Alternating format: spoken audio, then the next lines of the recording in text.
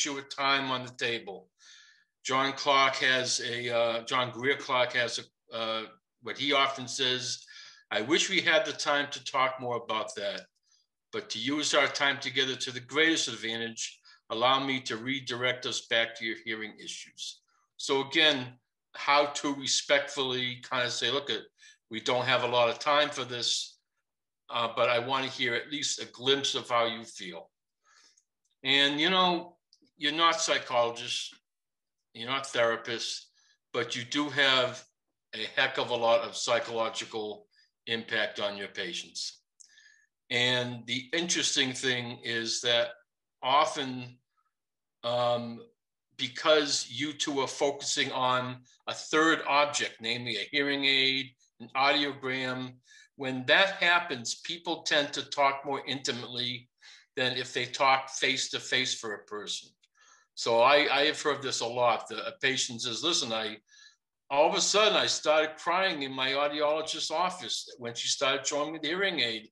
And then I told her about my mother who died, who could never hear conversations 5 years before she died.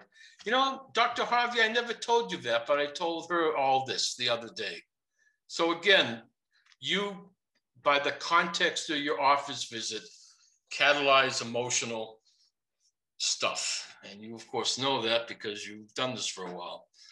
So that's my introduction to my talk, and I look forward to questions, comments, stories, discussion afterwards. I've been accused by my kids of being able to talk for 3 to 4 to 5 days straight without breathing, and I do not want to do that now, and nor do you. So anyway, I'll probably talk for maybe an hour and a half, run through some stuff, and then we'll chat for a while. What I hope to cover is understanding a patient's construction of hearing loss, mitigating what's called traumatic transference, which will become clear in about 20 minutes. Then we'll get to the meat of my talk today, which is motivational interviewing. And then we'll talk about ways of facilitating what I call conversational pivotal junctures, specific techniques you can use. Then we'll talk about the invisible people in your office, family and friends. So let's get going. Sit down and relax. The first story I'll tell you is a kid who's learning how to become an umpire. And he asked 3 umpires, how do you do it? How do you umpire? The first umpire says, I call them as they are. Second says, I call them as I see them.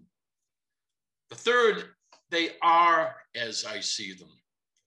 So my point here is that we are all third umpires in a way. We all construct our reality, and so do patients with hearing loss. This is an example of, you know, how 2 people may look at a rock, right? One sees the wheel, one sees money. Both are third umpire constructions of reality. I wasn't ready to get old. That's why I delayed for so long. You probably heard that a million times as well. His third umpire construction of hearing loss is it means getting old. And he also said that his healthcare professional reminded him of an undertaker. Now, they weren't talking about death. This woman was probably 25 years old. He was only 55 years old, the patient, but to him, getting hearing aids represented, in his words, a step closer to dying. Therefore, going to the office to get hearing aids represented exactly that. One of my favorite stories is Paul Smith, who gave me permission to use his real name. He was a very successful salesman until at the age of 40, he lost most of his hearing. And he became quite depressed and quite frustrated. And he came to my office, sort of suicidal in a way too. And for the first session or 2, the only thing he wanted to talk about was on his mind was how it felt being stuck on 128 in traffic. He wanted me to give him psychosocial, in his words, techniques to deal with his helplessness and frustration. So the first question you can ask yourself is, what the heck does this have to do with sudden onset hearing loss? The answer is, in both cases, he was dealing with helplessness. As much as he tried to understand group conversations at work, at home, at the dinner table, he couldn't. As much as he tried to get out of that traffic jam, he was stuck. He couldn't. And that is exactly why he started our meetings that way. So we spent a couple of sessions with him talking about Route 128 and how to cope with that. And he parenthetically, I don't know, 3 or 4 sessions later, told me he had taken up photography, amateur photography, and actually made a bunch of photos and entered competitions. And I asked him if he would be willing to bring in a photo which depicted how he felt as a deafened person. And he brought in this photo. And if we were all together in the room, I would ask you what you see in the photo, but I can hear some of you thinking, some of you see fog, some of you see blurriness, darkness. It's probably, he gave me this photo. It's probably the most special possession I have. It's in my office. His title for it is Lost in the Fog. And he describes this photo as, it's a beautiful tree, but it's all by himself. And I'll just finish the story for you because it's a wonderful story. I met with him several times afterwards, and I was daydreaming during one meeting. He said, "Mike, where are you?" And I was daydreaming about an upcoming lecture I was about to give for ALDA, Association of Late Deaf and Adults. And I was daydreaming of, what if I had this photo on the screen? Remember the days when we all went to the auditoriums together, they had a screen? What if Paul was sitting in the audience?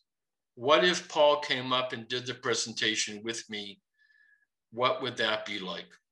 Which is exactly what happened. And Paul had never met another person with hearing loss before. And he came, and it was a fabulous experience. So my fantasy, I sent him an email several years ago. Maybe he could, redo this picture and have 3 or 4 or 5 trees in it. So, okay, let's talk about mitigating what I call traumatic transference. I'm not going to try to define it precisely because it's, it gets a bit wordy, but this is one of my favorite quotes. You've seen it before. It's sort of the same thing with trauma. Okay, you know it when you see it. This is a photo that was in, what's it called? MoMA. What's it called? The art museum in New York. A woman who had been in Iraq in the middle of bombing and all this warfare. This is how she imagined what was going on when she, by mistake, someone dropped a tuna can on the floor. It looked like a bomb to her. You can see the bullets in the refrigerator, the bullet holes in the cabinets. Traumatic transference. You may want to think of it as like fragmentation, a shattered mirror. That's one sort of visualization of it, what trauma is. This is another take on that. I learned that I charge more per hour than I do.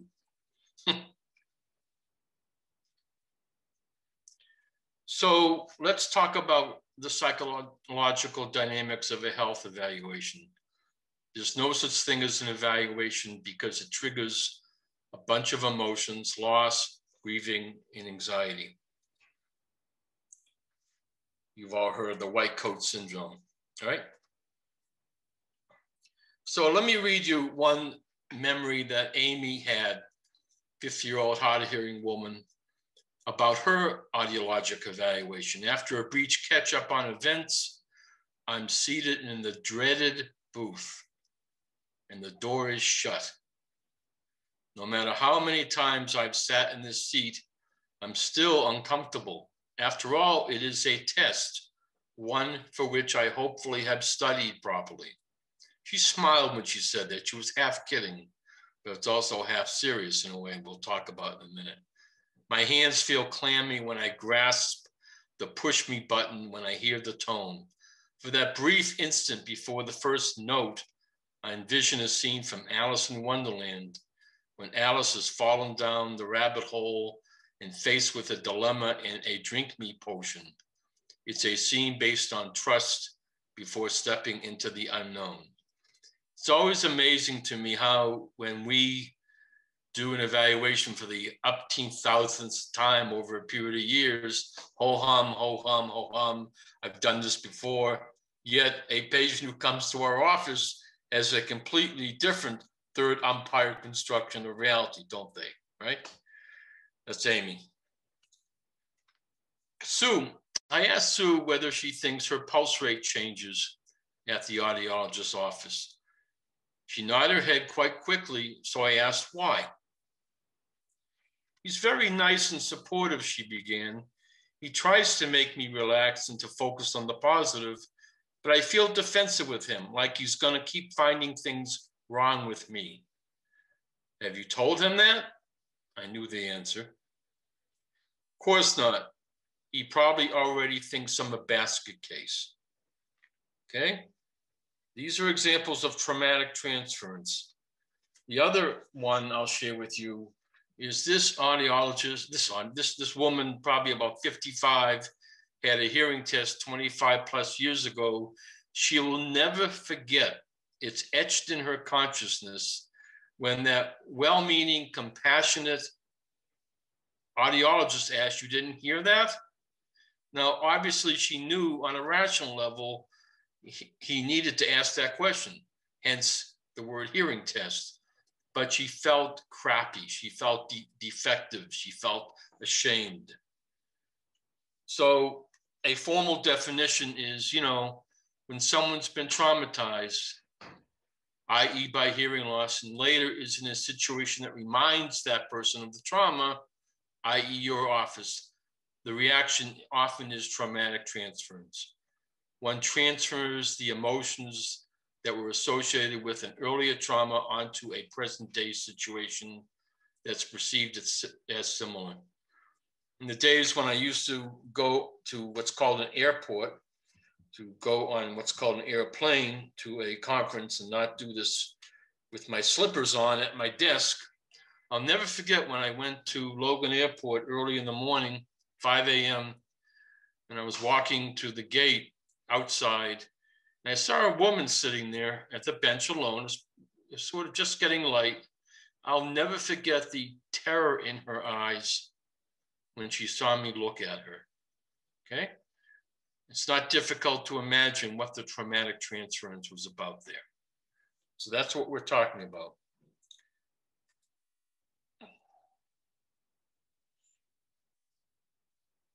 It's one of my favorite cartoons.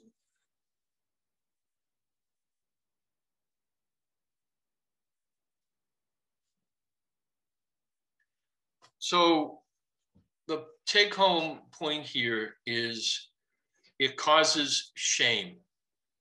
When a patient has this kind of transference, re-experiences the trauma with you, it causes that patient to feel shame. And I call shame metastasized guilt. Whereas guilt is something we feel lousy about, something we did, a specific behavior. Shame is kind of one big blob. I feel I'm one big blob of yuckiness versus guilt, which is I feel bad for what I did. So what the heck do you do about this? Okay, I've told you all this. What do you do? It's a very simple formula, or at least guideline. Lessen your power. Adopt what's called a one-down position with respect to learning about how a person experiences hearing loss. Carol Gilligan is a psychologist who has a wonderful quote. How do you listen when you want to discover another person's inner world? as opposed to figuring out where someone falls on your map of the world. I strive to work from a position of not knowing, defined as something I'm genuinely curious about. So in that sense, it's a real question, something I don't know the answer to. So you could say all these statements, which might be true. You're missing appointments because you're angry with me. You need to do this. You need to do that.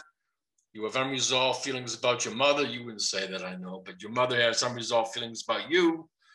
They're statements which may be true, but it's not from a one-down position. You ask questions. The most powerful tool here is asking questions. Do you think you have unresolved feelings about your mom? Do you think she has unresolved feelings about you? This is a mistake I made once that was not what I was supposed to do, not what I'm suggesting you do. I had this couple in my office, and this guy was screaming at his wife, turning bright, bright red, drooling from the mouth, just and saying all these words, which I really can't repeat here in professional circles. And I said something based on my years of clinical training. I looked at him and said, "You look angry." I'll never forget what he said to me. He scowled back and said, "I'm not angry, I'm pissed off." Now, you know, what the heck is the difference, you might ask, but his third umpire construction of reality was there was a significant difference between the two. I should have asked him, "Are you angry?" Then he would have educated me.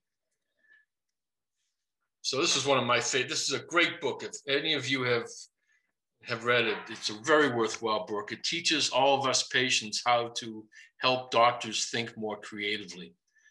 And the question is, on the average, a physician will interrupt their patient describing symptoms within how long? Initial visit, first 5 minutes. Those of you who guess 18 seconds are correct. 18 seconds, okay? So what I'm sort of talking about is, you know, the idea of relational stance, how we position ourselves with respect to patients. One traditional way, doctor-patient, is we're the experts and they take in our good advice and follow our guidance. This is a wonderful phrase I've used, appreciative ally. We have respectful curiosity about how patients experience their loss. We collaborate, adult to adult. We do provide information expertise depending on one's readiness to change, which is what we're going to talk about in a few minutes. Would you help me understand how it feels to come to my office? Please help me understand how you experience your hearing loss. I'm curious about a bunch of stuff. I know a lot about audiology, but nothing about you. Catch me up, okay? Expert knowledge versus local knowledge.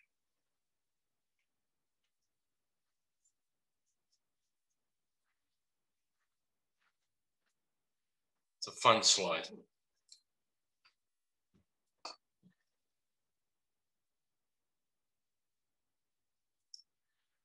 Okay, so now we'll talk about MI. You know, this is one of my favorite stories. How many of psychologists does it take to change a light bulb? Doesn't matter, it has to be motivated to change. People tell me I need help, but I disagree. Therefore, I will ask for help, but not accept it. The doctor explains how treatment will help. This makes me angry, but I cannot show it because that will make the doctor talk more. So I'll nod my head and plan my escape. Okay. It is clear that the patient needs help.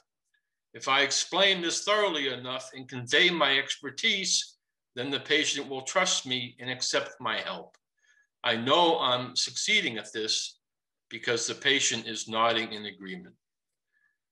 What's wrong with this picture, right? What's wrong with this picture? This is from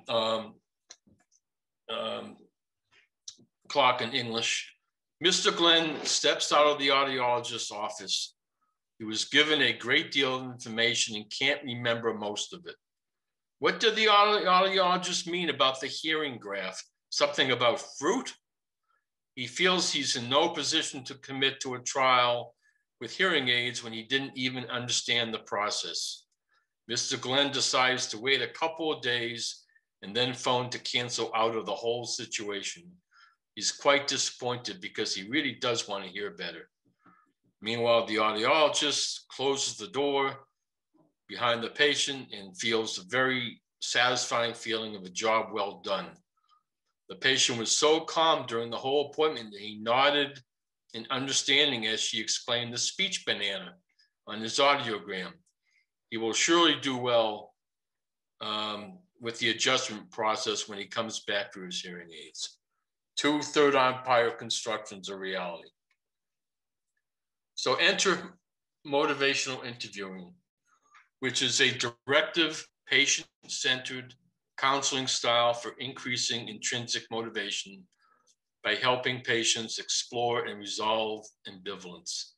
It was designed originally to work with alcoholic patients and patients with drug addiction who typically are quite unmotivated to change, who typically get harassed to come, get counseling, get off drinking, get off drugs.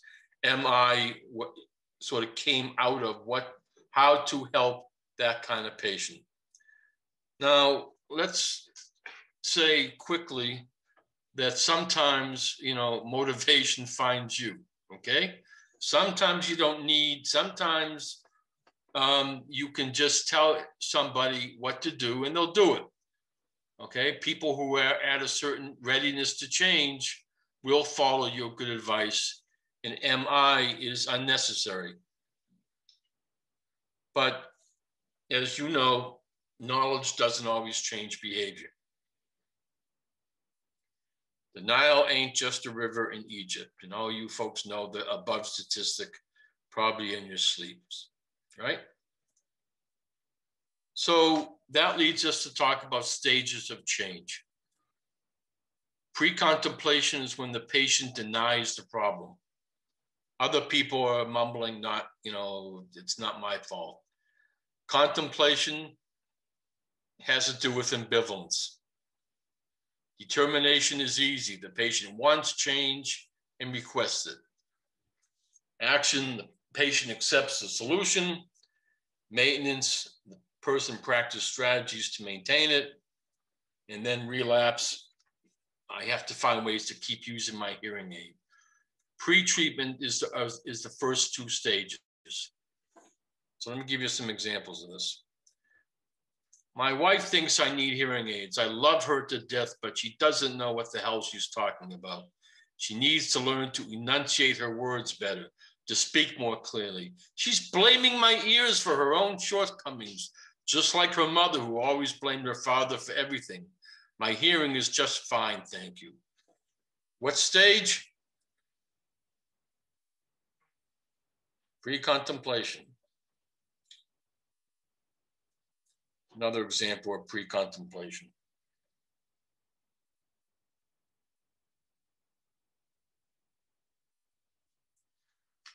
I know that it's not good to keep losing my hearing aids because I want to hear my teacher, but I don't like the way other kids look at me. And when I don't wear them, they start making fun of me.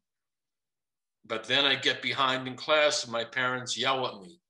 So hearing aids do help, but I don't like to use them. I don't know what to do. You see the ambivalence there? Contemplation. I kind of want a cochlear implant. It'll make my parents happy because maybe I'd be able to talk better and to hear them calling me.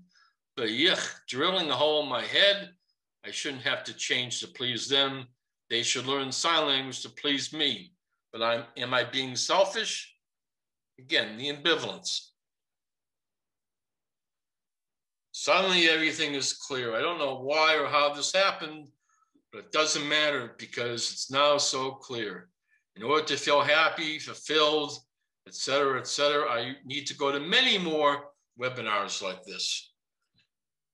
Okay, you're in the action stage. Please, doctor, help me. I want the best hearing aids on the market.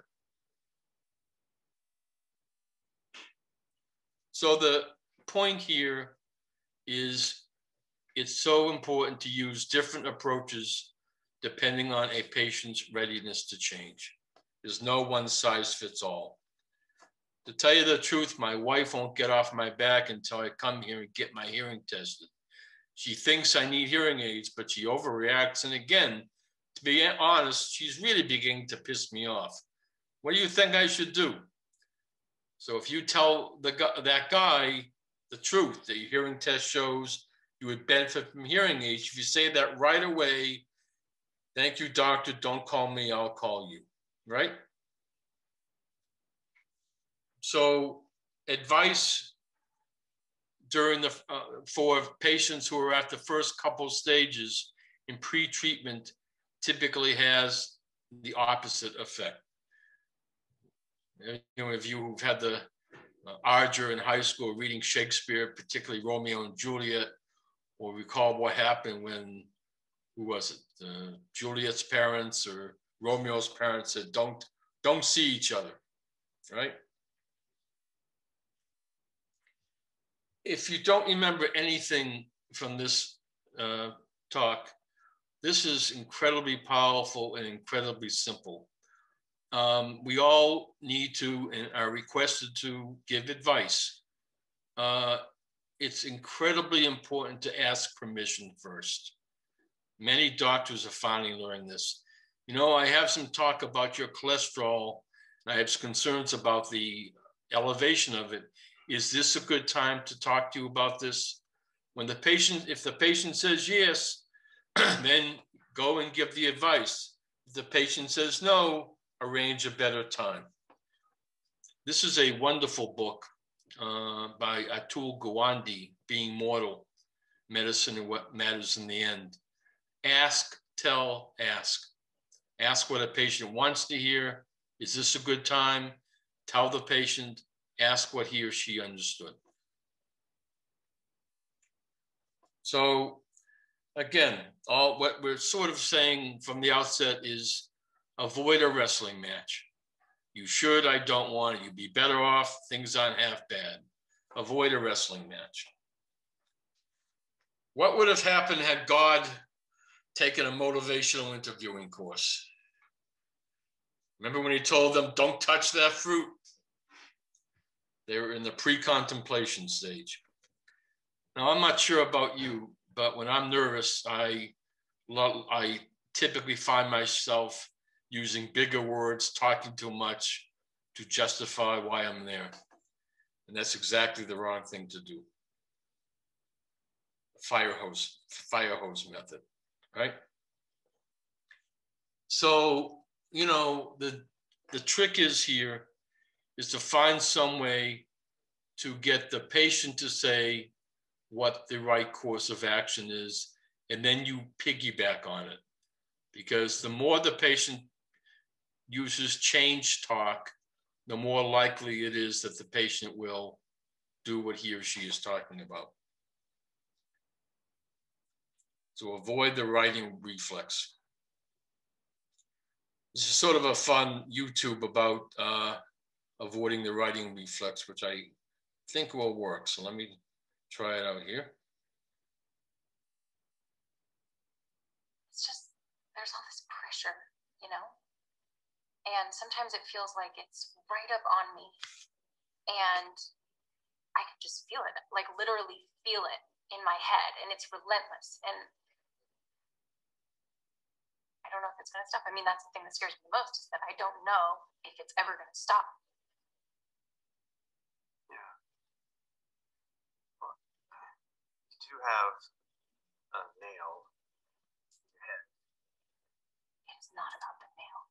Are you sure? Because, I mean, I'll bet if we got that out of there. Stop trying to fix it. No, I'm not trying to fix it. I'm just pointing out that maybe the nail is causing. You always do this. You always try to fix things when what I really need is for you to just listen. See, I don't think that is what you need. I think what you need is to get the nail. See, you're not even listening now. Okay, fine. I will listen. Fine. It's just, sometimes it's like there's this achy, I don't know what it is. And I'm not sleeping very well at all. And all my sweaters are snagged. I mean, all of them. That sounds really hard.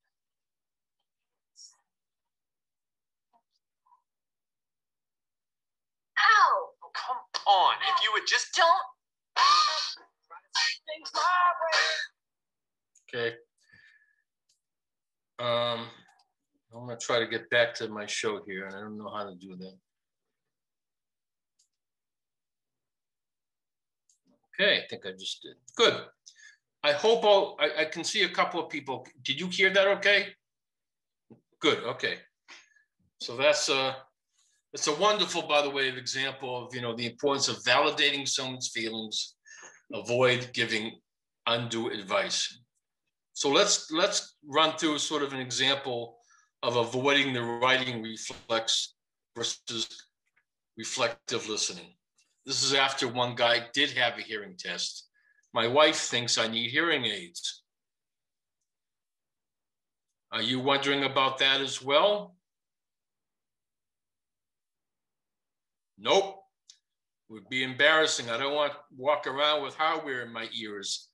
I don't care what the hearing test showed. By the way, as I go through this, imagine what you would say. So just put yourself in the professional's place. I don't care what the hearing test showed. Reflective listening. You don't like how hearing aids look. They make you look old. They're a hassle, the batteries and all that. Sometimes they screech and squeal out in public and people look at you.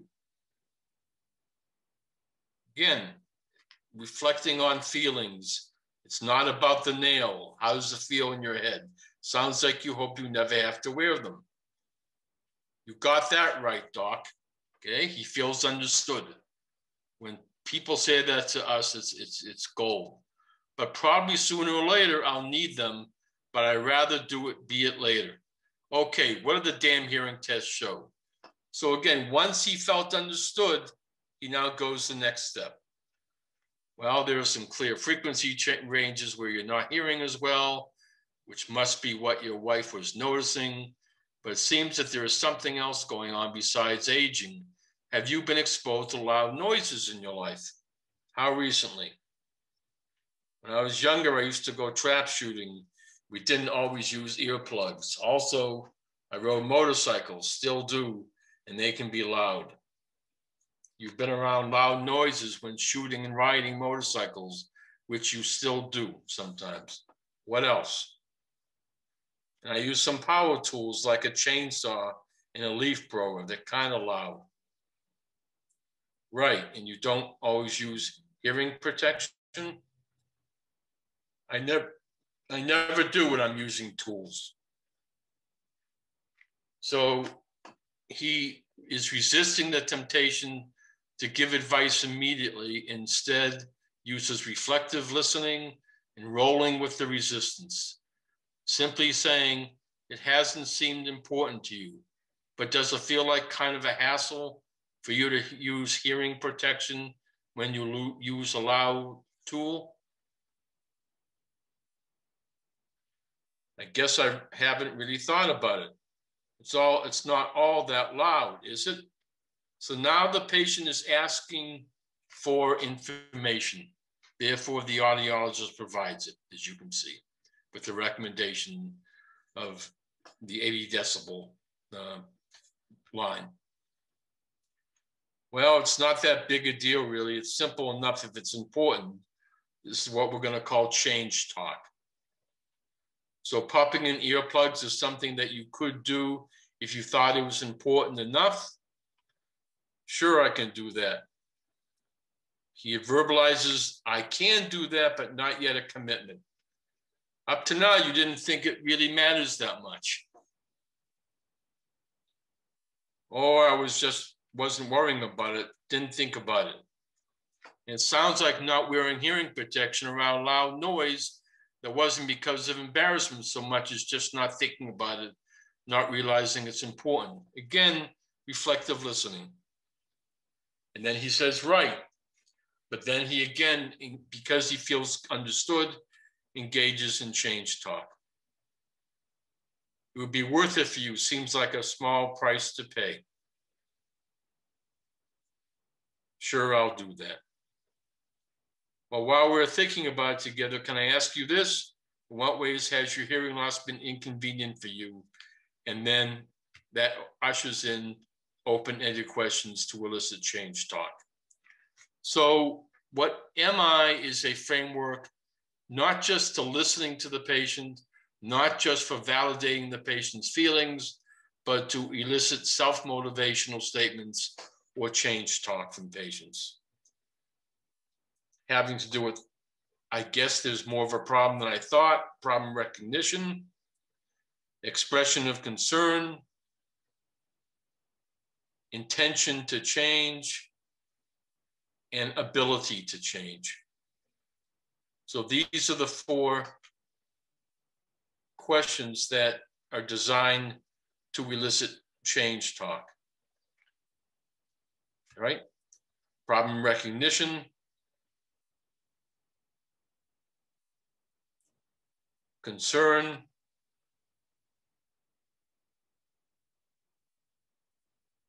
intention to change,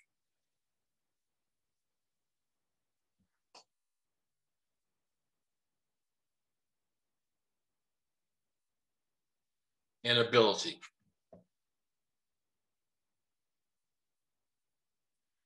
Some people use sort of a 0 to 10 scale. How important is it for you to change right now? How confident are you that you can do it? Person says a 5. You might ask, what would it take to raise your score to a 7 or an 8? How can I help you get there?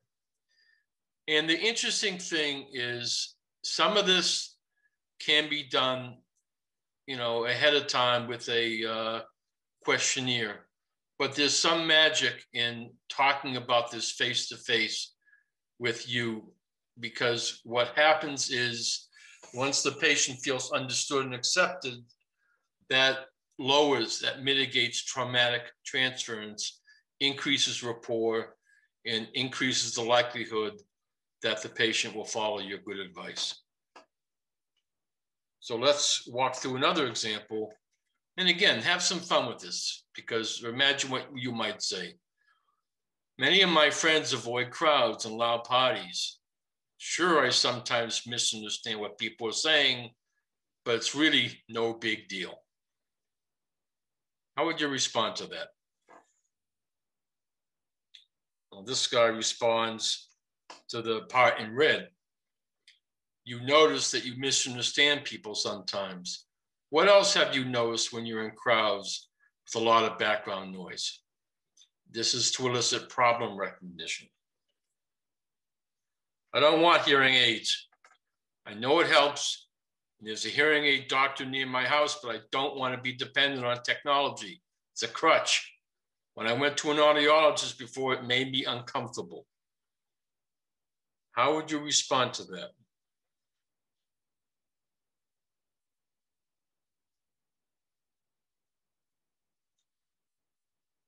I hear that a lot. It sounds like you know a bit about hearing aids and audiology. What do you already know about how it may be helpful to you?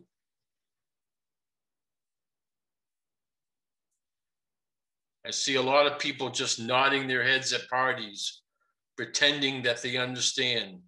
Sure, I may do that more than those people, but it's really no big deal.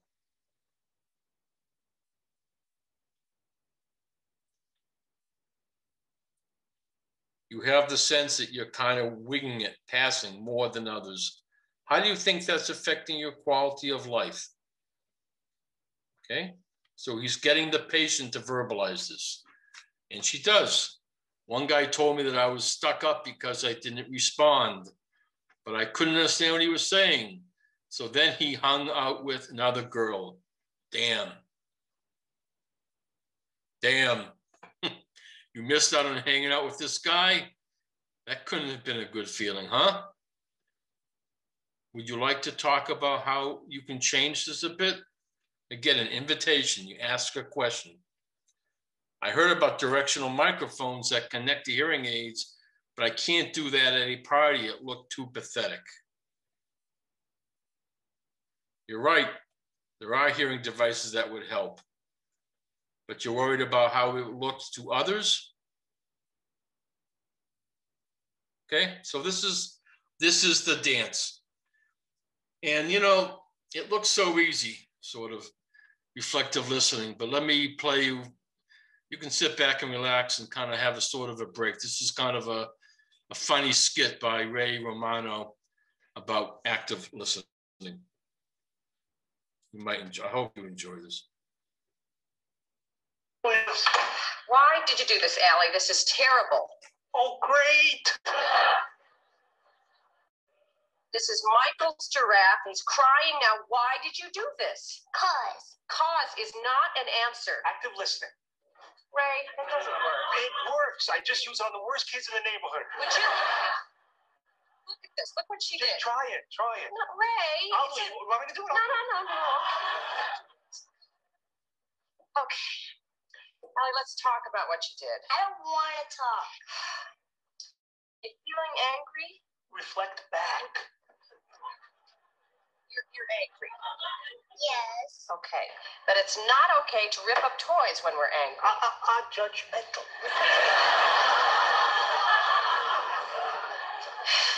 You are angry because Because it used to be your toy. oh, Yes. huh?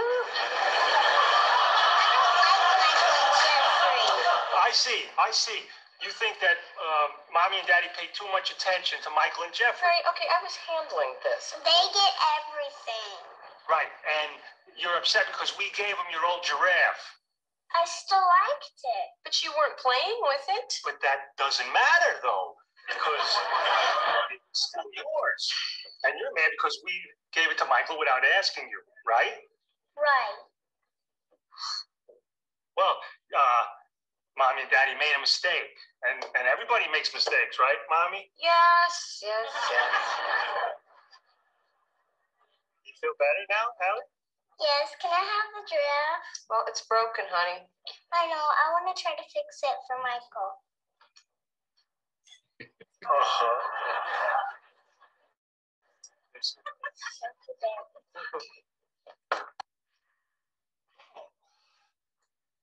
See what I did there? Yeah. Can't believe it. It's pretty amazing. You did it. Anything else need taken care of while I'm around? What? What's the matter? Nothing with you, obviously. Don't go by me. I'm a natural. Get it? Oh, look. Act so proud of yourself. Listen, if I hadn't dragged you to that stupid class, you'd still be standing there going, hey, no TV. You're feeling inadequate because I mastered it before you. Oh, don't give me the active listening crap. Where do you get off listening to me? Never happened again.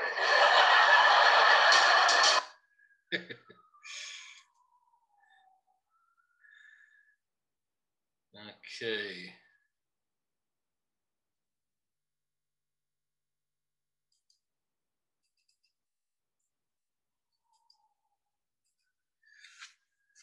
Active listening.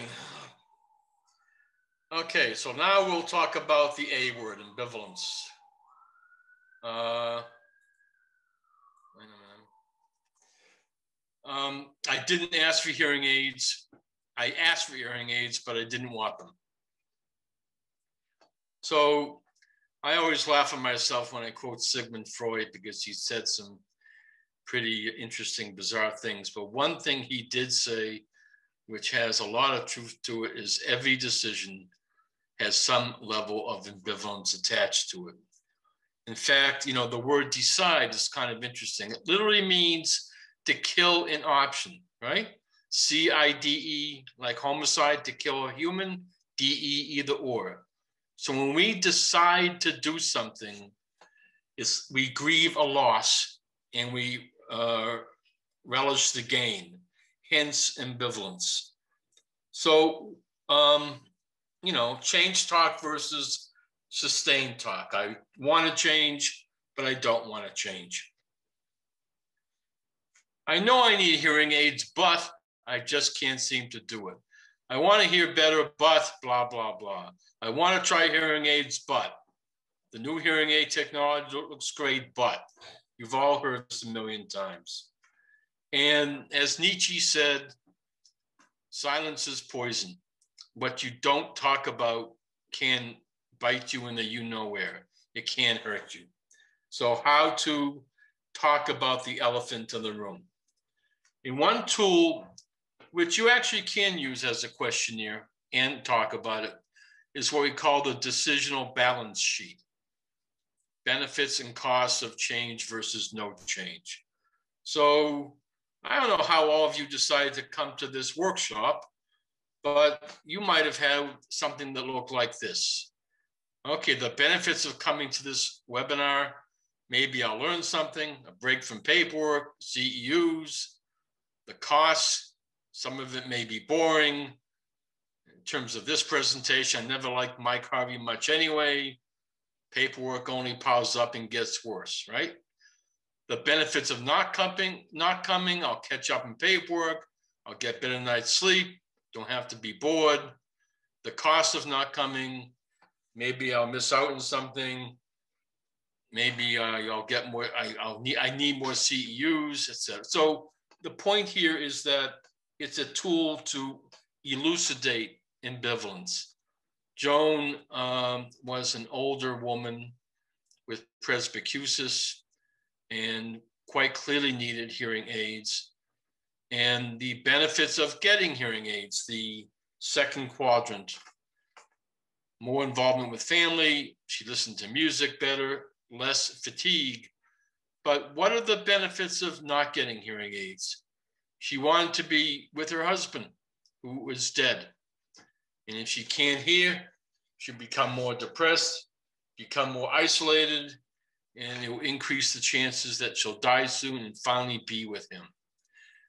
Furthermore, if she doesn't get hearing aids, she will win the battle with her know-it-all son who kept badgering her to come to an audiology appointment and get hearing aids. Okay? So what I think is important to do is help patients elucidate, talk about these four quadrants, because what you do talk about, when you talk about something, it loses its power. One of my favorite quotes, pain has a size and a shape, a beginning and an end. It takes over only when not allowed its voice. What we don't talk about can hurt us, has much more power than things that are given a label and talked about in the open. So that's sort of a quick run through of MI. And let's talk a little bit about what a common situation is. It's not that he hadn't explained many times what hearing aids could do for me. It's just that for some reason, this time it clicked. And the $64,000 question is, what the heck happened that it clicked this time and not other times? We can talk about the stages of change, but this is another sort of take on that.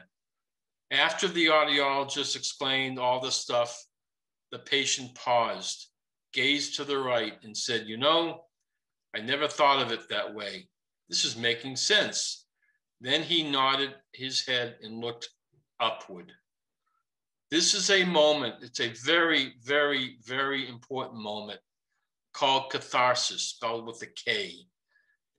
Catharsis spelled with the C means to, express feelings.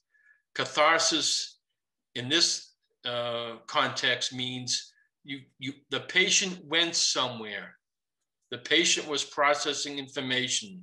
It's like when your computer makes that circle, the computer is going somewhere. And what you need, okay, I'm sorry. And something called NLP talks about, what it sometimes means when patients look up, look to the left, look to the right. The take-home message here is that they're going somewhere. When one is emotionally moved or psychologically transformed by powerful life events, we are drawn to that. Okay? And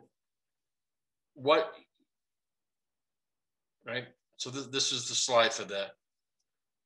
What I want to say is when we see a patient doing that, we need to shut up. We need to bite our tongue. We need to wait a moment for that catharsis to end. On another subject, this is kind of interesting. They did a study of happy, successful married couples who've been married for 1 million years, and they asked each couple to what do you owe your success of a happy marriage? Most people don't get the correct answer here. The most frequent answer was, I know when to keep my mouth shut. Okay? How to increase stickability. I never thought of it that way. Wow, this is making sense. Catharsis. The professional waits and then asks about where he went. Where'd you go? Catch me up. You just went somewhere and realized some important things. Where were you? So as Simon Garfunkel would say, respecting the sounds of silence. And, listen, it just sounds very easy, but I don't know about, I have 45-minute appointments. You guys typically don't, but when you feel rushed, it's harder to kind of let a moment of silence happen, but it's terribly important.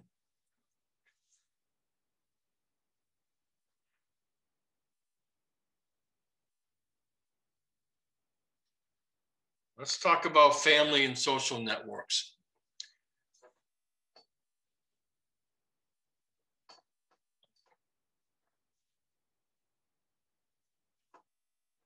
I call this, there are visible people in your office. So one example I have is the story of Joan. I asked her, but if you didn't want hearing aids, why did you make an appointment with an audiologist? Reasonable question, right?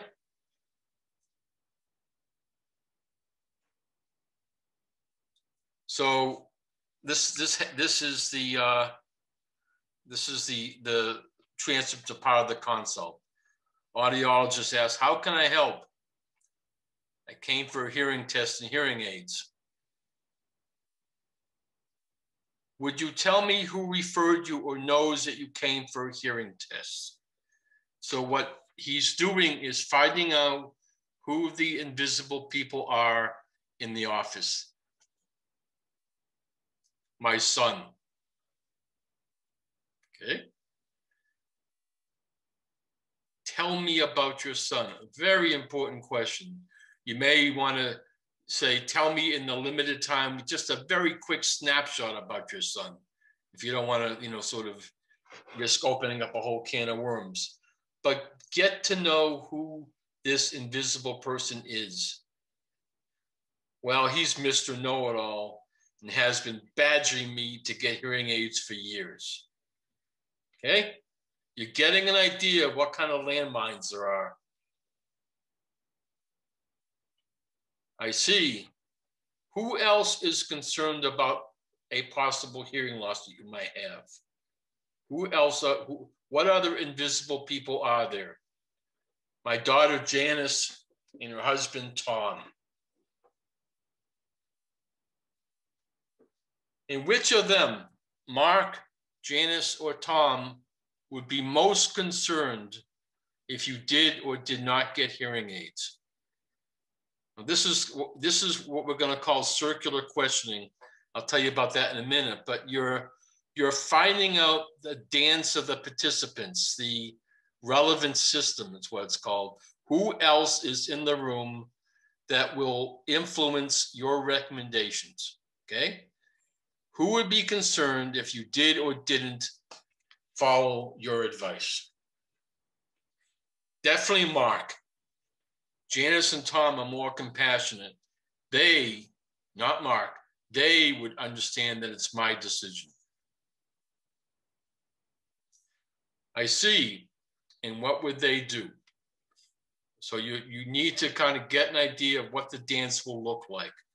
Mark would get pissed off and scold me.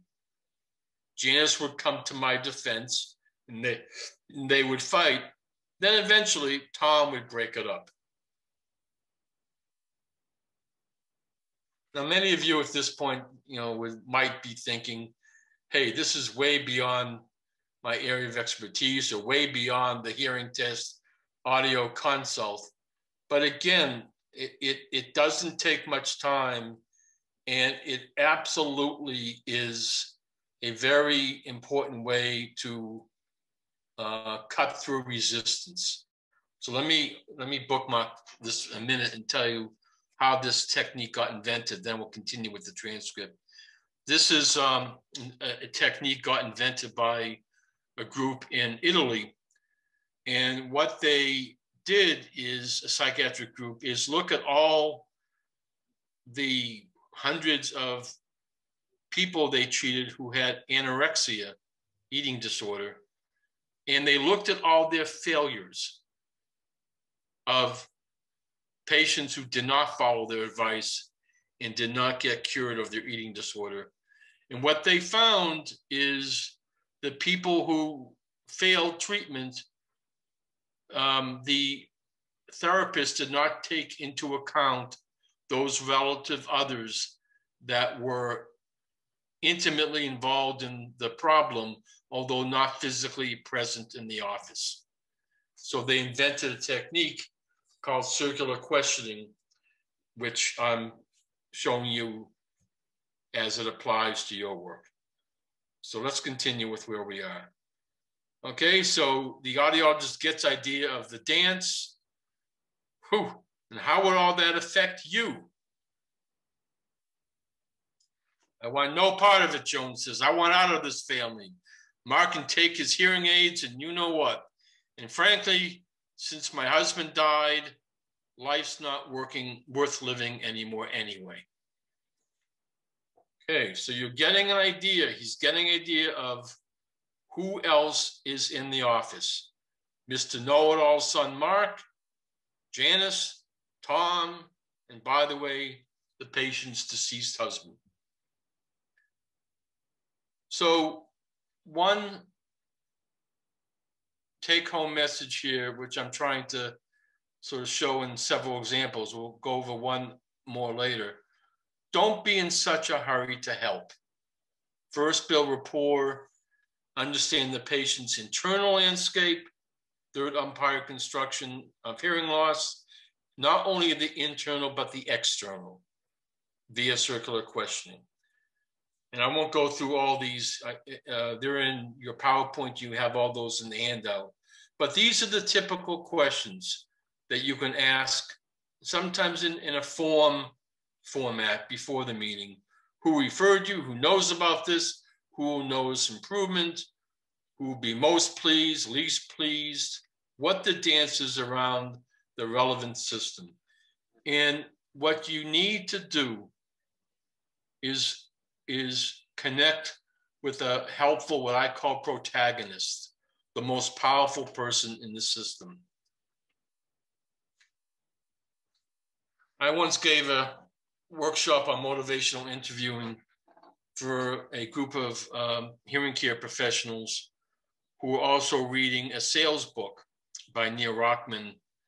And, this, I guess, should not have come as a surprise, but I was. All the terms in motivational interviewing, there were different terms in the sales technique book, but they meant the same thing. When people buy something costs a lot of money or make an important decision, there are typically other people involved in the decision. So the most powerful people in Joan's system that the audiologist needed to connect with is Joan and Mark.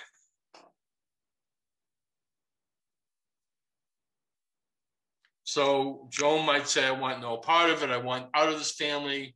Since my husband died, nothing's worth anymore. Instead of going toward the change, it feels very bleak to you, a lot of emotions. So let's not go full force toward hearing aids. Let me understand how this would fit into your life a little bit more. And what happened in this case, because the audiologist didn't rush into things, Joan eventually did get hearing aids. She was appreciative. Let me give you another example. One fun quote about adolescents is raising an adolescent is like trying to nail Jell-O to a tree. And those of you who have had the mixed pleasure of working with adolescents know exactly what I'm talking about. So I met Bob and I said, whose idea was our meeting and why? It was his mom's dumb idea. You agree or disagree with your mom, and how come? What do you think? Bob said. There's no way I'm going to wear hearing aids. Who might your parents tell about this appointment, and what would be their response to your parents or you? Again, you see the circular questioning? Who are the invisible people here? My mom would tell the whole something world, I won't repeat what he said, about this appointment if she could. My grandparents, Uncle Pete, Aunt Joanne, and her friends, they all would be on her side. Who might you someday tell about this appointment? What do you think their response would be?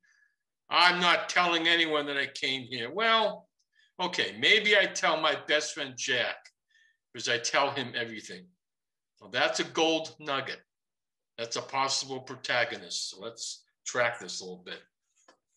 If Jack were here, what would he say to you about your hearing loss, hearing aids, or you using an FM system at school? Jack would say that my parents are jerks, that they treat me like I'm a baby, and he'd say that I do just fine without hearing aids. What would you say back to him? I would say to Jack that I agree with him. You're right, Jack. What do you think Jack would say to your mom? That she and everyone should just mind their own business. What advice would Jack have for you when you talk to your certain others about hearing loss and hearing aids? I usually hang out with Jack after I fight with my parents. He tells me not to yell or swear at them because I'll get sent to my room. What would happen between you and your mom's friends if you do or don't get hearing aids? If I do get hearing aids, my family and my mother's friends would probably have a big party or something, but I wouldn't go.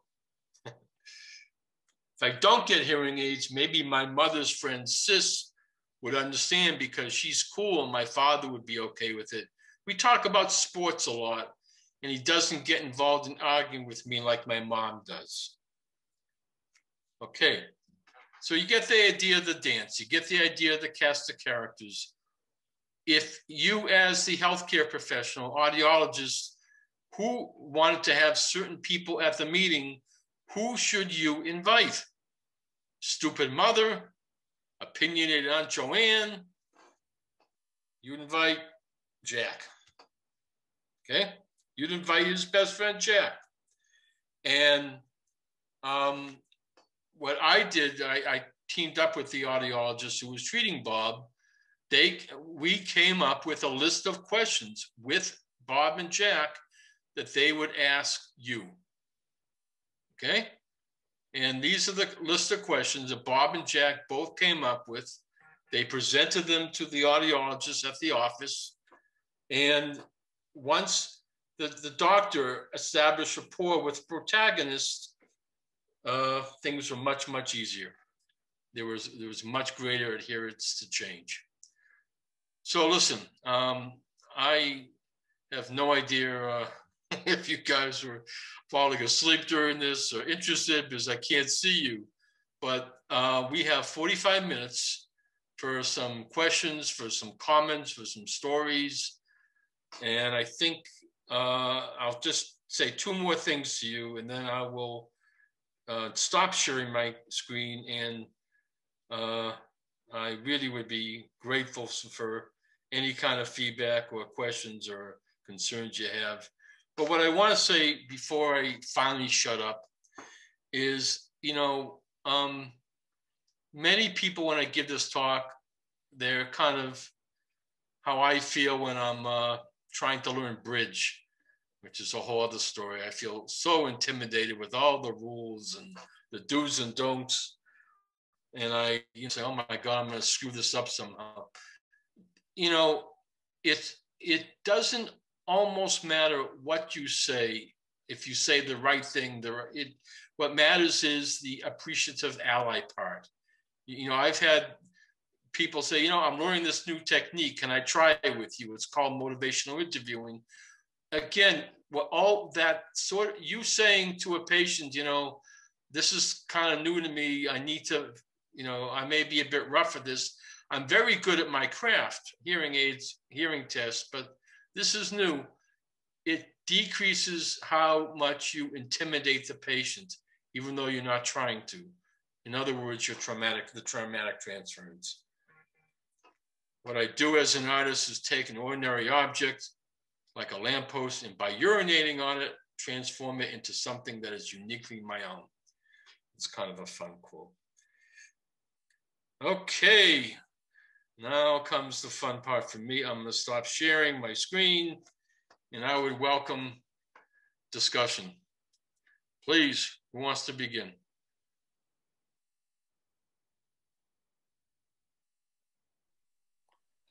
So Michael, I guess I'm thinking back over 41 years of being in business, and of the times where you're in an office and you're busy and you just don't want to take the time to do this. Right. You've got full day scheduled, and obviously this takes some time and effort. It doesn't happen quickly.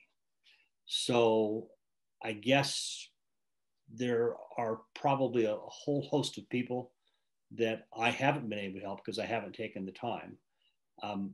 This, what you shared with us, I don't think is anything new for any of us, but we lose our focus. I think we lose our ability to do it on a day-to-day basis. Very much with this and Jared's course before this, it, but you don't implement it. So what can we do as practitioners we need to put a nail in our forehead to remind us to do this. Do you have any suggestions for that? I sort of do, because, there's no real cure for that. And I agree with you. And it's obviously it doesn't happen just with you. It happens with me too. It happens with everyone. I'm 68 now. I've probably been doing this for 40 years, giving quite a few workshops. And the first many workshops I gave, I was nervous and I overstudied, and I, may have done a good job, maybe not. But what finally occurred to me is, after I know my stuff, I have to find some way to have fun. The world doesn't revolve around me, I know, but I have to find some way, doing a workshop or with a patient, to enjoy it. And sometimes I can't. Let's be real. If I just had a fight with my wife, I didn't get sleep, the dog pissed all over the rug, I'm not going to be up for seeing an adolescent patient and do all these things and, quote, have fun. But to the extent that I can kind of find something to enjoy, and also to appreciate the value of improvisation. So let me just babble a bit about that. I got this from a couple of years ago. I took a course in learning the hammered dulcimer, which is a beautiful instrument. And I went to a week training in it. And this teacher talked about the value to the performer of improvising. And that kind of struck a chord with me, pardon the pun, you know, that if I could allow myself to improvise during a treatment session rather than following the script, to kind of play a little bit, it kind of helps keep me alive. Because I think the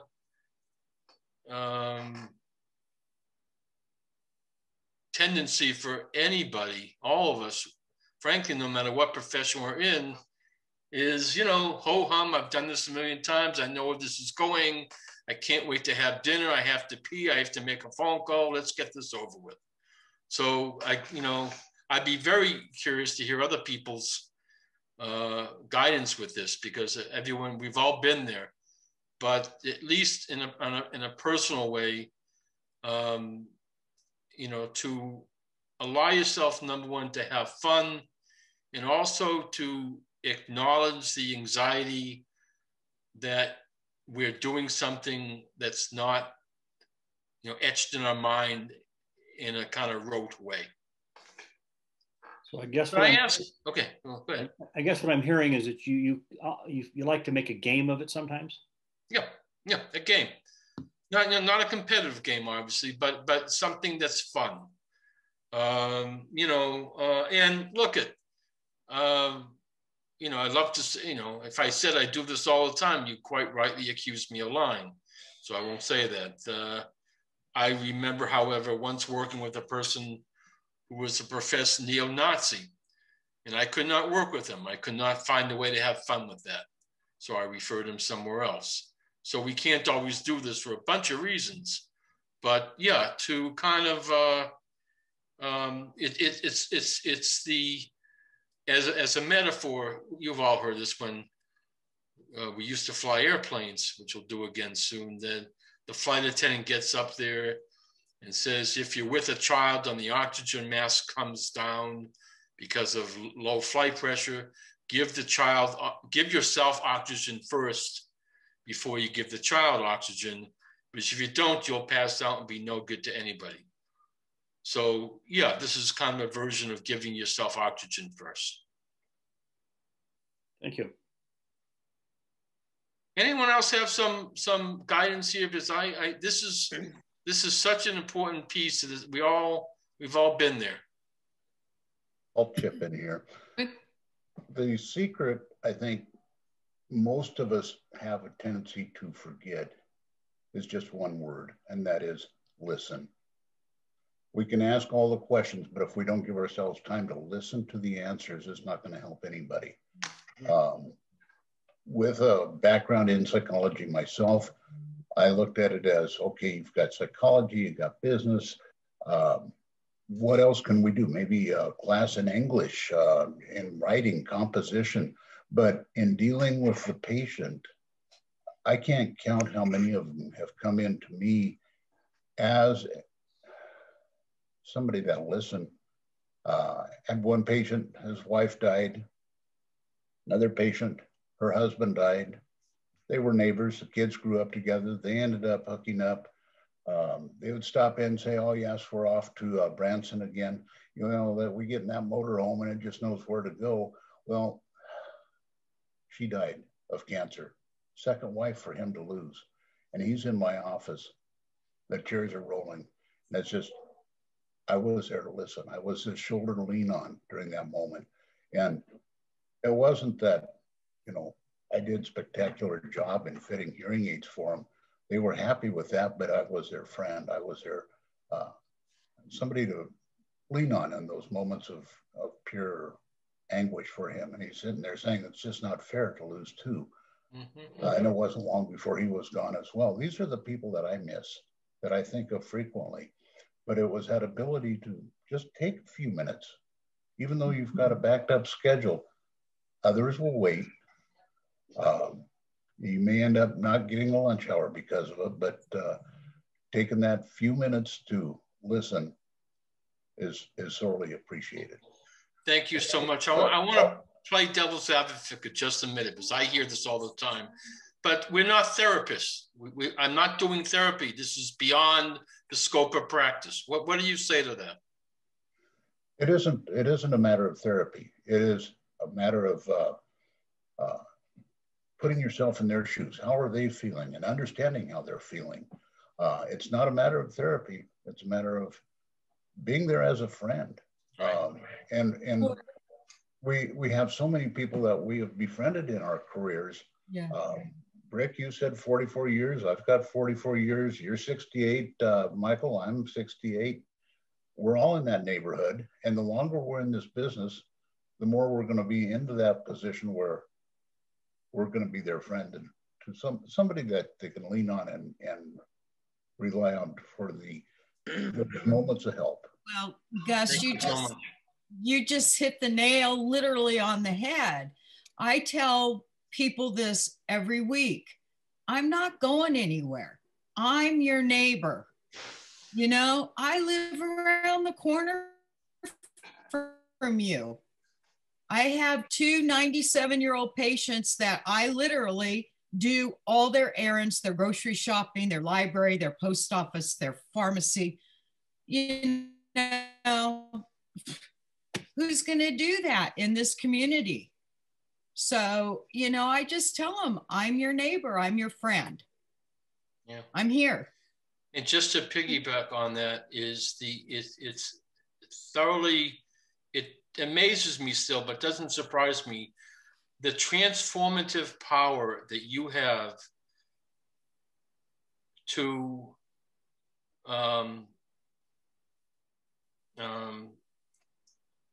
make psychological interventions is enormous because of what we've talked about, traumatic transference, et cetera. Your traumatic transference, the fact that you as in your professional capacity, you know, it's people, when they're in crisis, they kind of hold on to everything they hear and see. It's a time of imprinting almost.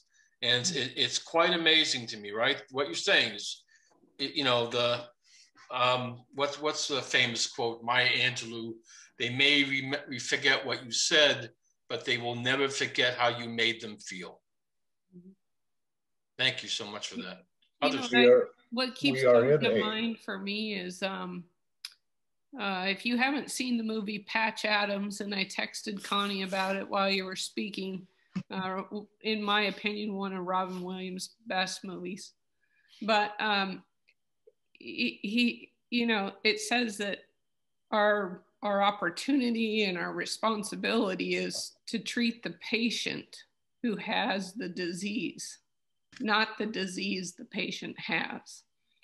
And so for me, that's really what it always comes back to. And then, you know, when I listen to you, I often think about what are those traumas, or what are those life experiences that I've had that I bring to the interaction also. And we have to sometimes fight through those on our own. You know, you think about all the people that are on this call, and we're just as human as they are.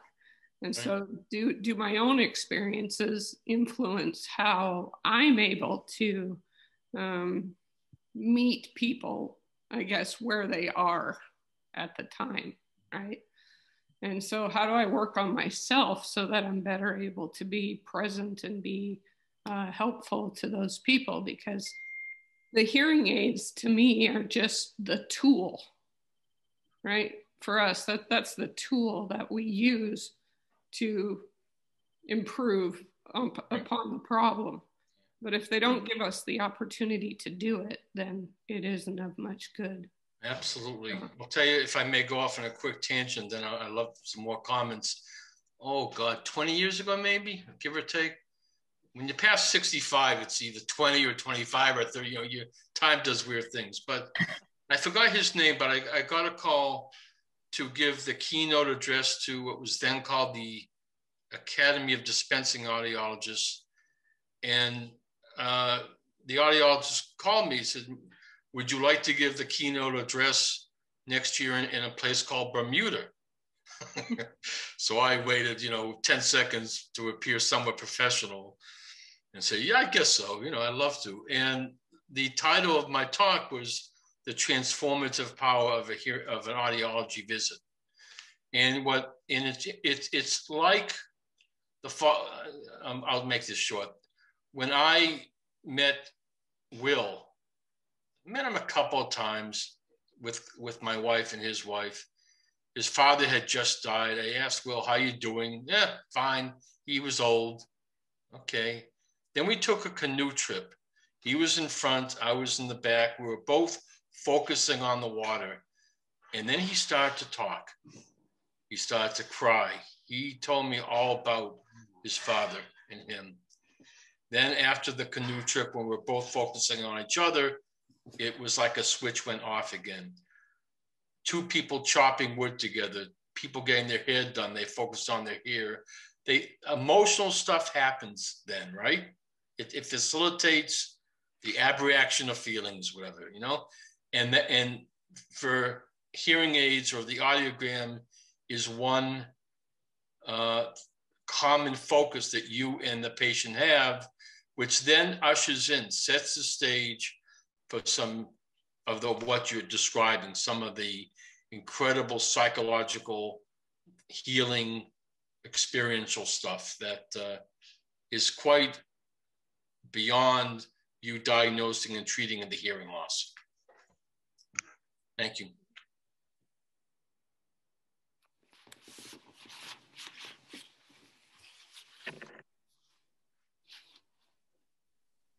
Who else has some thoughts they want to share? I do. I just, one thing that struck me right in the beginning of your presentation was, I think myself, like many others, we've been doing this for so many years, and we forget about the diagnosis of the hearing loss. And like you were saying, this happened to me recently. I got a diagnosis from my doctor, and nothing life-threatening, but it made me angry. It made me scared. It made me embarrassed. And then when you talking about the guilty part, I felt guilty. And the biggest thing is it made me feel old. It's like, this can't be happening to me. This is what happens to old people. And so it just made me reflect or think about how we do so many audiograms and so many evaluations. It becomes second nature. And I think we forget the impact or that scary feeling when we give that the results, how our patient feels. So that just really brought me back to hit home for me. Yeah. Yeah, what you're saying, and you're right, what I was saying too, is that most of us feel, or many people feel guilty, feel embarrassed about having an illness or having a loss. Yeah. I was at the chiropractor's office for the first time last week, new guy, and I sort of apologetically said, well, I haven't been exercising as much as I should. See? And then I go into my problem. And again, the embarrassment and guilt that comes with. So the $64,000 question is, what do you do with that? Right? If patient comes in, that's the subtext, one person said, listen, many people, I've heard the story 1,000 times, or a lot, people feel embarrassed or guilty about hearing loss. Somehow they caused it. Look at it. It's a normal feeling, I'll tell you another quick story. This happens a lot with patients with tinnitus, because often, as you very well know, often there's no known cause. And I'll never forget what I asked one woman, what do you think caused your tinnitus? And she said, I had an extramarital affair. And I asked, when did you have this affair? She said, 3 lives ago. Now listen, I couldn't prove her wrong, but her explanatory narrative of how she got noise in her head was guilt about having had an affair. Other comments or questions, please? I'm curious about your thoughts on, when I've been in offices, I notice a lot of times folks will show up without their spouse, and I'm convinced a lot of times it's a protective mechanism, so they can go, well, I got to go talk to my husband or my wife. So I don't know what you think about this. A technique I've used is, well, what's your wife's name? Oh, it's Jill. Okay, and your Jill's sitting right next to you. What would Jill say? I don't know. I'm curious from your standpoint, is that a way? I mean, can we actually get people into that kind of that mindset that they're kind of emotionally there with their spouse who physically isn't there? But, I'm just I've always thought of techniques to try to bring that in. Yes, I think that is a very, I do that all the time.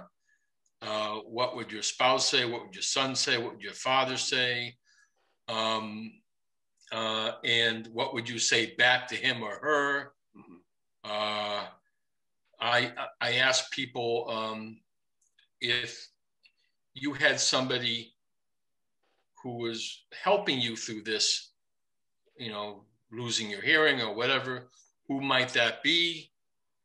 For example, I worked with a flight attendant a couple months after 9/11 who had the misfortune emotionally of asking her best friend to substitute for her on one of those flights.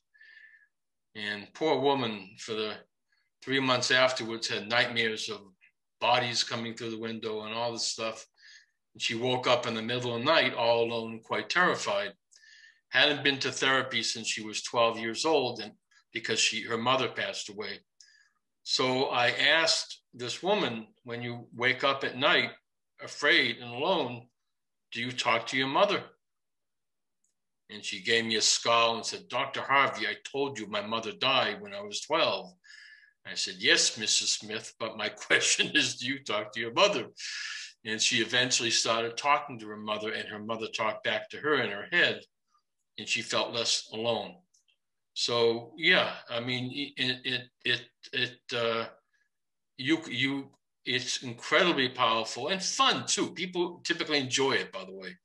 People tend to act like their wives or husbands, and they make sort of funny sounds or whatever.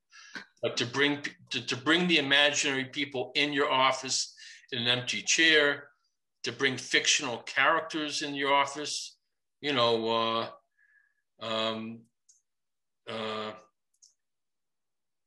know. I can't think of anything offhand, but what would I have? I asked one woman who had hearing loss, whose voice do you hear when you get anxious in situations that you can't understand what people are saying? This woman was very, very, very scholarly, and I expected she would say, oh, I imagine Eleanor Roosevelt on my shoulder saying blah, blah, blah. She said, I hear the words yabba dabba doo. And I imagine Fred Flintstone. What would Fred Flintstone say? So anyway, a long answer to your very, very good point. Very, very effective technique is to bring people in an imaginary way into your office. Others?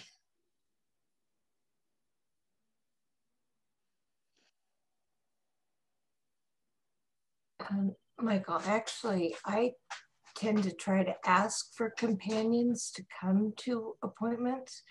And when there's resistance to that, or I don't, that is kind of a red flag to me that there's something I need to deal with there, that I need to explore that a little bit. Mm-hmm. Just a comment. Because I think that companions are really important in terms of movement, of doing something. Oh, without question. And, I usually ask in other professionals, hey, how would it be if we invite so-and-so to this office? As opposed to saying right from the outset, I would like to meet so-and-so. Mm-hmm. So, to kind of invite the person to share his or her reactions to that. And number one, as you just said, it's incredibly diagnostic, obviously. And, you know, it's incredibly impactful, particularly since, you know, a certain percentage of people are in your office because they're coerced or dragged in by other people. And, you know, and it's, if you can get everyone in one place, it you know, increases the chance that you know, the advice will be incorporated in the system. So, you know, I was asked by someone, what's the limit? You know, how many people do we invite? And I sort of said, well, it depends how big your office is. You know,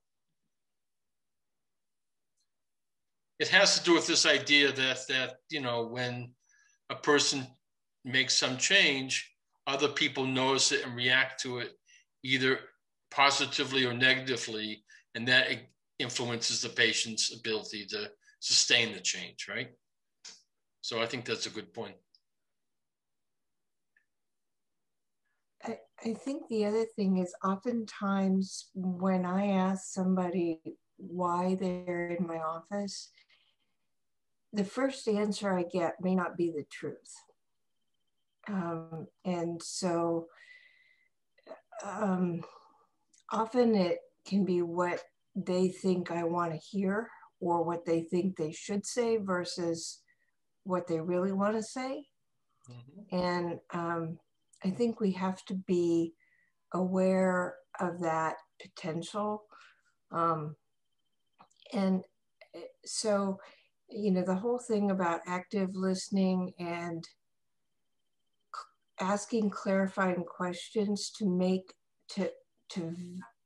give them a chance to validate what you think you're hearing is absolutely important for trust building and for some of the other things that you said. So I'm thrilled to hear a chance to revisit some of these tools.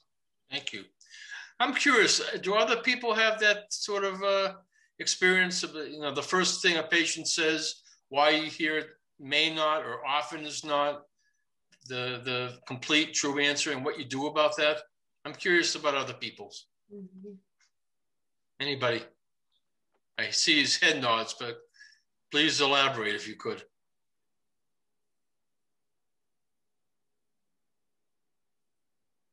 That was one of the standard questions on my intake form is, why are you here? And the common answer is, my spouse said so. Okay. Which might in fact be the honest answer in this case, right? Oh yeah. Right. I think that's that question about who recommended that you come and see me today. You know, that's about who else is involved in this situation. I mean, we're human beings. We live in community, right? We're relational. What does that mean to you? And, you know, you really find out right away if they're there for themselves or for someone else. And if our job is to make sure that they always feel safe in this time together, then it's easy when they say, well, it was my wife or this or that. You know, it's so much easier for them to talk about other people at first than to talk about themselves. And so to me, it's easier to say, well, you know, tell me about your wife's concerns, and tell me more about that.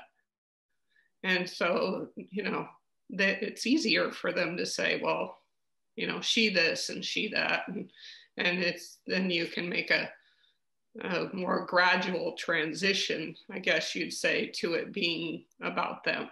You know, how long has she been concerned about this? You know, how do you feel about that? How does that affect your relationship, right? That's why they're there, right?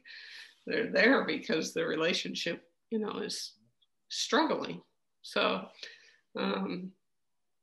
But I guess over time, it takes so much practice, right? And there's so many times when, and I go back to what most of us know is, when we're testing and when we're explaining audiograms, we're in our zone. We're comfortable. This is where we live, and we're the experts. But the job is not for us to be comfortable. It's for them to be comfortable. And so for me, sometimes you realize, many of you probably have, is when you practice this kind of thing and you ask those more, you say, emotional types of questions, I often feel my own anxiety rise. Yes. Because I realize that I'm becoming uncomfortable by asking that type of a question. But I've kind of learned to also say, but that anxiety I'm feeling is it's okay. And we might even have a breakthrough here now. Because the patient might be more feel safer, even though I feel uncomfortable asking that type of a question. Do you also, when you're feeling uncomfortable this way, sometimes feel less bored? You know what I'm saying? I mean, there's an energy about it, right? There's an adrenaline that comes with it too, I think. But the hard part for me is that I want to retract then. I often, you kind of get out there on the surfboard, right? And it's exhilarating, but it's also unfamiliar.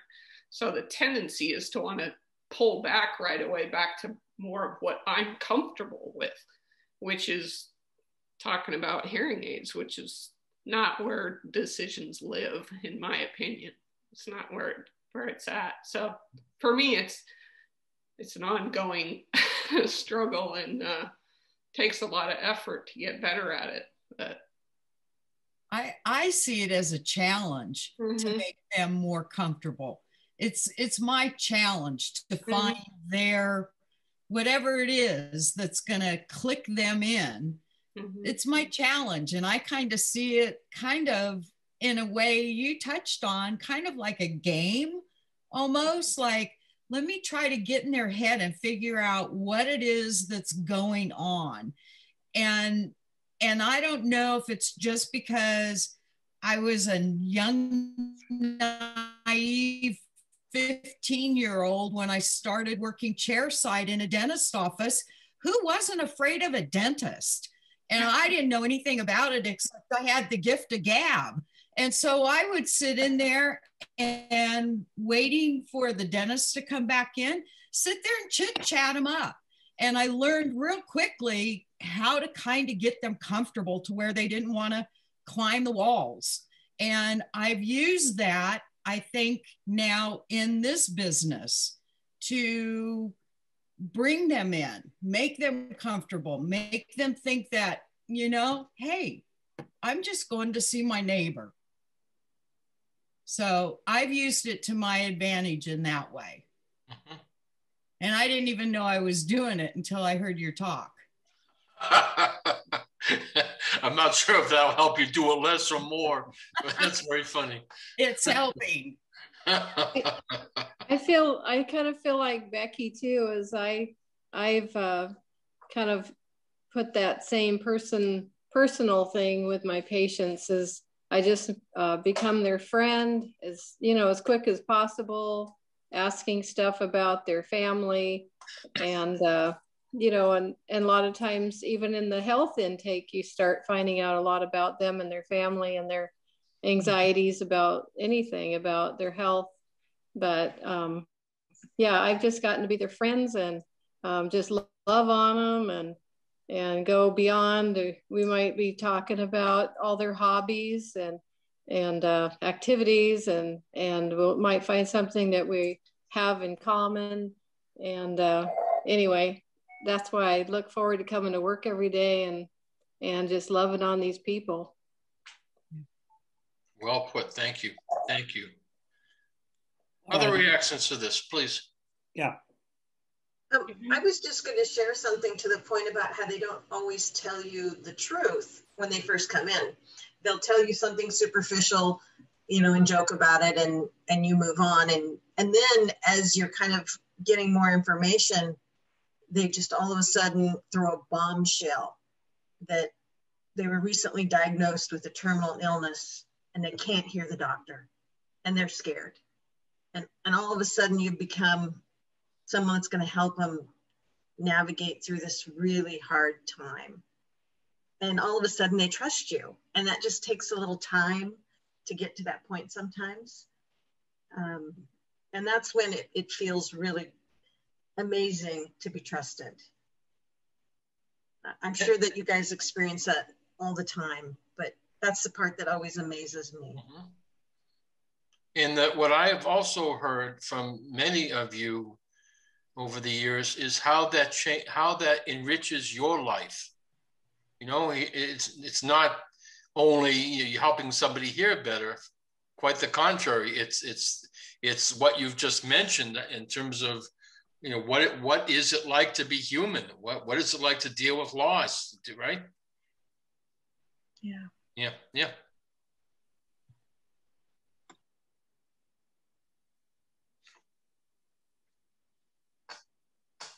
I have just a comment I wanted to make. And when I'm hearing people ask, you know, why are you here or what brought you in here today? You know, we gather so much information from them over the phone about their appointments, and then they come in to us and then we sit back, well, why are you here? Or what brought you in here today?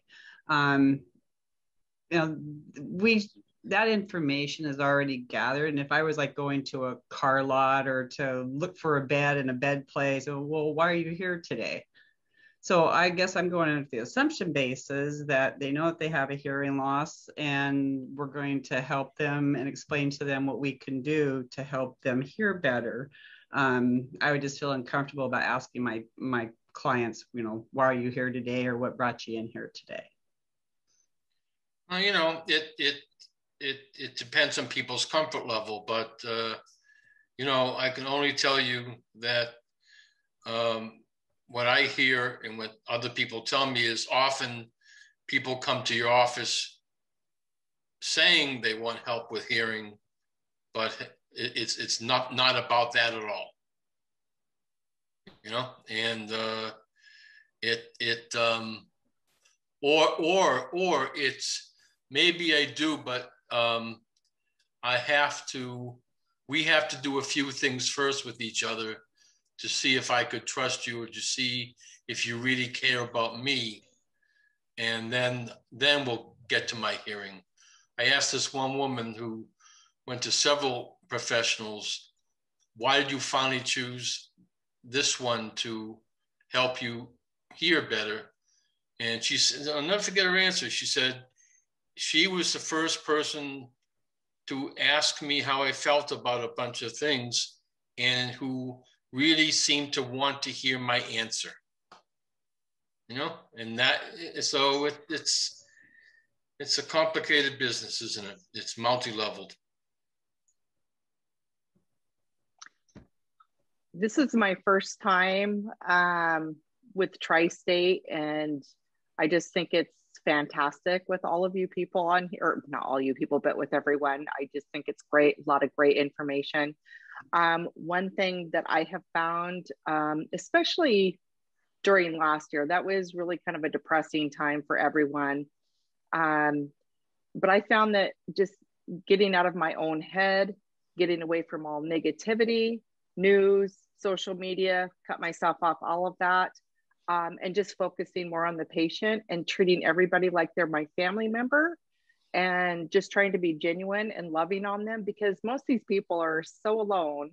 And I've just found just think I'm helping more and more people this year, and I'm just still so humbled by it. But at the end, I always give them, I know we're not supposed to hug, but give them a hug and just tell them welcome to the family. And they're just, I don't know, I guess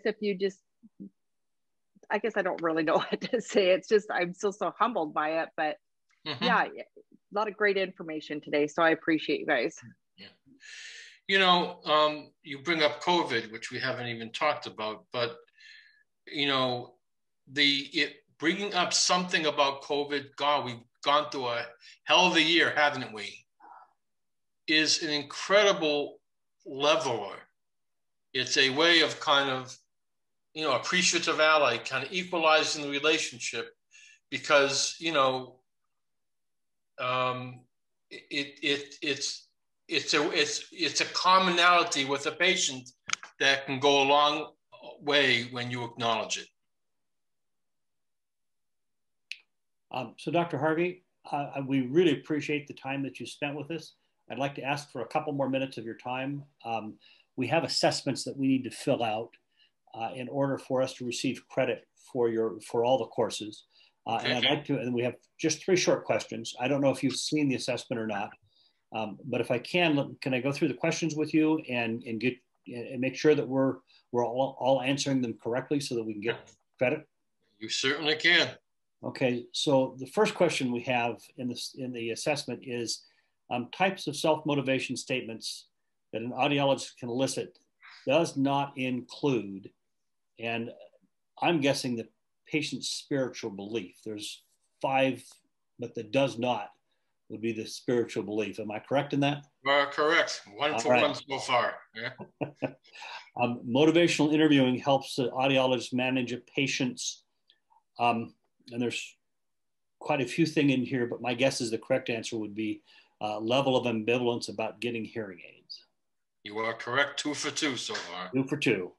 And then the last one is taking the time to listen to a patient's stories of loss may in the long run save time because it may result in less returned hearing aids, better rapport, increase the likelihoods of patients' adherence. Most patients have little to say about their emotional lives. It's a reliable method for diagnosing hearing loss. And we have another one that is the top 2, those first 2, so A and B. And I'm hoping that's the correct answer. 3 for 3. All righty. So I want to do a little bit of housekeeping. Thank you again. And we greatly appreciate it. Is it possible for you to share with me your slides? Send them to my email and I will have them posted on our website so that people would like to review them, they can.